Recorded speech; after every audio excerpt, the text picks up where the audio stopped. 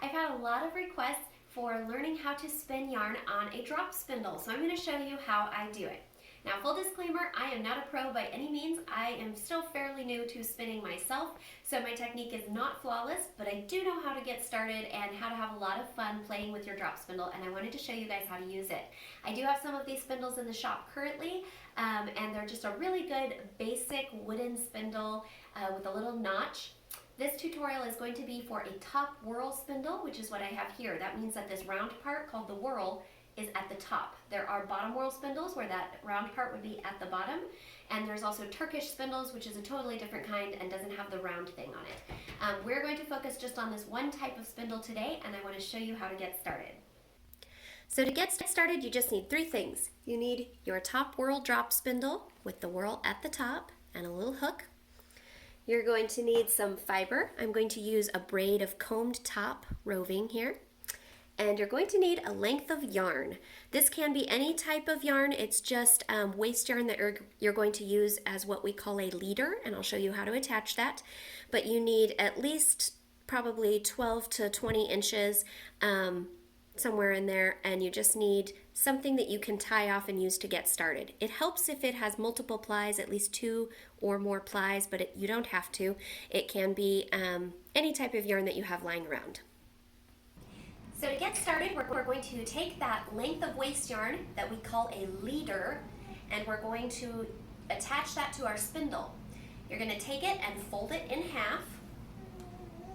So now you have the loose ends in one hand, and this loop is in your other hand.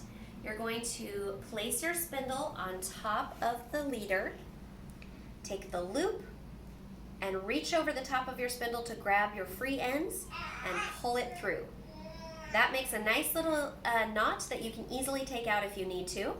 You can just get started with just that one, or you can double it up if you want it to be a bit more secure. So you're going to split those two right there, and then you're going to take the ends and come underneath the spindle and grab those two free ends again and pull it through. Now you have a double knot here. You can slide that up to the base of your spindle and find that little notch in your top whorl spindle and pop the yarn through that notch to hold it in place. Then it goes underneath your hook, and now your yarn is all attached. This is all you need to get started, but before we add any fiber, we're going to practice just the motion of learning to spin our spindle. This is the hardest part of learning with a drop spindle, but you'll spend the most time practicing this probably. And there's multiple different ways to do it, so the important thing is to do whatever comes naturally to you. Try it several different ways, watch a bunch of different YouTube tutorials and videos, and see what feels naturally to you, because I am going to just show you what I found worked for me after trying several other methods that I just couldn't get the hang of. So using your leader yarn, you're going to hold the free ends taut in your hand. You can use whichever hand feels most comfortable to you. I'm right-handed, so I hold the yarn in my right hand, and I use my left hand to flick the spindle. So I am going to take the bottom of my spindle. Some people will grab it up here and flick it that way. I never could master that, so I use the bottom of my spindle. Now, I'm not an expert by any means. I'm still fairly new to spinning, but this is just what has worked for me. And I'm going to take my fingers and use this motion with them.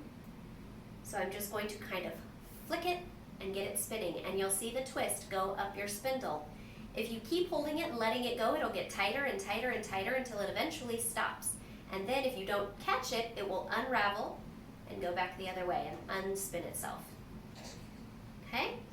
So I want you to take that. If you're brand new and you've never done this before, go ahead and get all the twist out and then try it again and just flick that. Whoops. Flick it a few times until you get the hang of it and it feels more natural to you. Now it's time to add our fiber. Now that you have the hang of flicking your spindle and you've practiced trying it with just the leader yarn, we're going to actually add in our spinning fiber. There are lots of different preparations that you can have. That's not what we're going to talk about right now. I'm just going to show you what I'm using in my video at the moment, which is some combed top. It comes from a braid of fiber. This is dyed top. And basically I'm just going to pull off a piece like you just saw me do, and then I'm going to kind of fluff it open with my fingers. And then I'm going to take the end And I'm just going to give it a little bit of a tug, a gentle tug, and you should see that fiber kind of start to pull out. This is called drafting, and you'll want to do it before you start spinning. There are lots of different ways you can fold up your fiber in your hand. I've seen people wrap it around their wrist before. I've seen people just crumple it in their hand. I like to kind of just ball it up in my hands and just pull a little bit out. Then you're going to take that leader yarn that we've already attached to your spindle, and you're going to kind of fluff the ends a little bit so that it's a little bit ratty on the ends. That'll help it to catch the fibers a bit more. And then I'm going to lay my leader over my fiber so that it's just kind of sitting on top of that fluffy fiber. And I'm going to grab that in my fingers, and that's what I'm going to hold on to start spinning. All right, and now that we have the fiber, we're going to just give it that flick, start spinning, and you should see the fiber start to spin around that leader yarn. And then you're going to pull it out and let the twist go up into it. When it stops spinning and it starts to unspin the other way, you're going to stop your spindle, spin it again, pull your fingers up and then draft it out, pull it up and let it collapse. Now this is a little bit more advanced. This is once you get the hang of it. An easier thing to do when you're very first starting out is called the park and draft method. This is basically where you stop your spindle and you hold on to it while you draft out your next round. So to do this one, you're going to just get your yarn, whether it's your leader or your fiber, in your notch on your spindle, connect it like you normally do. Now, whether you're standing or sitting, if you're sitting, you can put it between your knees if that feels more comfortable, but for standing, or if you don't like putting it between your knees, you can just park it underneath your elbow. You hold it there. Make sure you pinch where you stopped spinning. You don't want the twist to keep going up into your fiber until you've drafted. So pinch where you left off, and then you're going to pull it out and draft it a little bit. So you get a nice length of drafted fiber. Then you're going to grab your spindle, twist, let it go up, let it go up, give it another little flick, let it go up. When you get done with that, pull it off and you're going to wrap it around the spindle. Put it back in, park it, and then draft some more. This is a great way to practice drafting where you don't have the stress of that spindle continuing to spin and getting too tight or getting away from you or dropping off. You can just kind of let it go.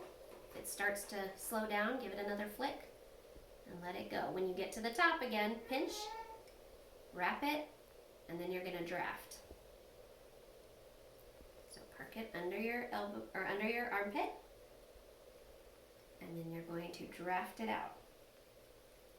Once you get more comfortable with drafting and you get a little bit more of the hang of it, you'll be able to draft while it's still spinning, and you can let that twist travel up. So you can let it go and then draft while it's suspended in midair. Twist, draft as you go.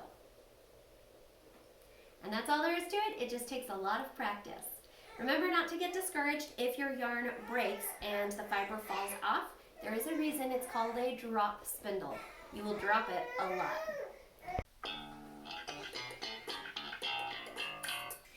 Now that you know how to get started and you've been practicing your twist, there are going to be times when you need to reconnect your fiber. Either you will have drafted too thin and it'll just break. It is called a drop spindle for a reason. Or you will finish the hank in your hand and you'll want to add more fiber. So at this point you are going to stop your spindle, park it if you're using the park and draft method, and then when you've got your fluffy end here, you're going to leave that fluffy. Don't let the twist go all the way up. And then you're going to take some of your drafted fiber out and you're just going to lay one on top of the other. So you're just going to kind of overlap them by an inch or so. Then once you have those laid over each other, you're going to start spinning on your spindle, and you let the twist travel up. And when the twist reaches the section where they overlap, it's just going to connect those two pieces. And now it's nice and strong and tight. You won't be able to tell there's a break at all. If you're new, you might have like a large bleb of fiber or something like that. Once you get a little bit more practice, you will get to the point where it's the same basic size as the rest of your yarn. You won't have to worry about seeing those joins, but it will be nice and strong. If it starts to come apart where you joined it, that means that you either don't have enough twist or it is too thin and it's breaking, and so you need to add a little bit more fiber to that spot. And that's really all there is to it. There are a lot of great resources out there that go into much more detail that will help you with fiber selection. It'll help you talk about the types of spindles, and it will go over things like the drafting triangle, which is really important. So if you're looking for more in-depth resources, I would check out a book called Respect the Spindle. I will put a link to that in the description box below. And there's a lot of other books on spinning and making your own yarn that are really great to check out. There's also a lot of great free resources on the internet, so definitely search YouTube for more tutorials and check out blogs that talk about spinning.